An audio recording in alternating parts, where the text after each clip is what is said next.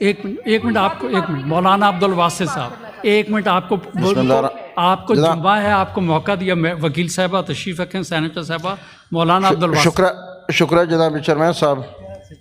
میں ہاؤس کا توجہ ایک اہم مسئلے کی طرف مبذول کرانا چاہتا ہوں.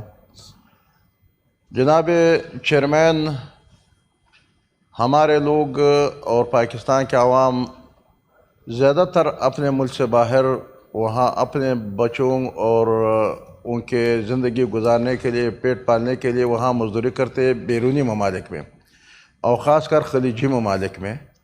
لیکن جناب چیئرمین، ابھی باقاعدہ سرکاری نوٹیفیکیشن امارات کی طرف سے بھی، دوسرے خلیجی ممالک کی طرف سے بھی ہو گئی کہ ہمارے پاکستان کے لوگوں پہ ویزے بند کر دیے گئے.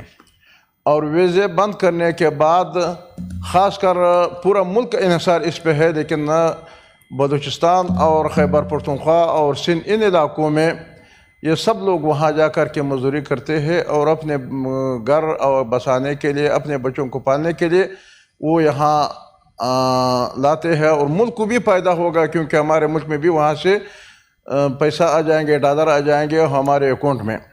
لیکن جناب چیئرمین، اس حوالے سے میں گزارش کرتا ہوں، رانا ثناءاللہ صاحب تشریف فرما ہے کہ یہ بہت اہم مسئلہ ہے کیونکہ یہاں دہشت گردی ہے، یہاں بے روزگاری ہے، نہ وہاں بلوچستان میں نہ کوئی زراعت ہے، معدنیات پہ بھی وہاں جھگڑے شروع ہو گئے، زراعت بھی تباہ ہو گئے، بارڈر بھی بند ہو گئے.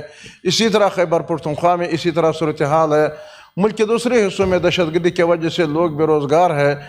بڑے بڑے کارخانے والے وہاں جاتے ہیں، وہاں اپنے کارخانے کھول دیتے ہیں باہر ممالک میں، یہاں ان کے لیے کچھ نہیں. اب ان حالات میں اگر مزدور کار طبقہ پہ، عام عوام پہ وہاں یہ پابندی ہو جاتے ہیں تو یہ تباہی کی طرف ہم جا رہے ہیں. کس طرح ہو سکتے ہیں؟ لیکن اس میں میرے پرزور گزارش ہے اور رانا ثناءاللہ صاحب سے میری یہ گزارش ہے کہ اس مسئلے کو اہم طریقے سے اٹھائے اور جہاں جہاں سے رابطہ ہو سکتے یہ کھلوا دیا جائے. کیونکہ میں وہاں گیا تھا امارات، وہاں لوگ سارے جمع ہو گئے اور انہوں نے یہی پیغام مجھے دے دیا کہ پاکستان کے پارلیمنٹ اور سینٹ اور سب ہمارے لیے کوشش کر لے کہ ہمارے یہ ویزے کھل جائے. اور جناب چیئرمین، اسی طرح حوالے سے جو 2-3 مرتبہ ادھر قرارداد بھی پیش ہوئی اور توجہ بھی دلائی گئی کہ ہمارے بلوچستان کے حوالے سے یہ جہاز اور اس کے ٹکٹ کا معاملہ ہے.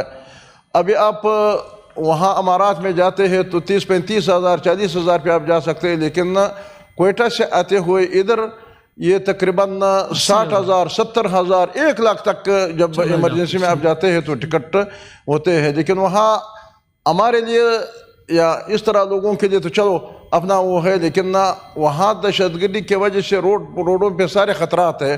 آپ نے دیکھ لیا کہ ڈیرہ اسماعیل خان کے روڈ پہ اور ڈیرہ غازی خان کے روڈ پہ اور کہیں کراچی کی طرف سارے روڈوں پہ جو واقعات ہوئے، جو لوگ اتارتے ہیں اور وہ مارتے ہیں، قتل کرتے ہیں.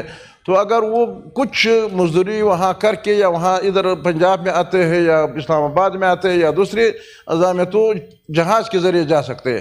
اب جہاز کی ٹکٹیں اسما سے باتیں کر رہے ہیں تو یہ بیچارے وہاں سے نکلنے کے لیے کوئی طریقہ نہیں ہوتا ہے کیونکہ یہاں راستے ان کے لیے خطرناک ہو گئے، وہاں ان کے جیب اجازت نہیں دیتے کہ وہ ٹکٹ کر کے.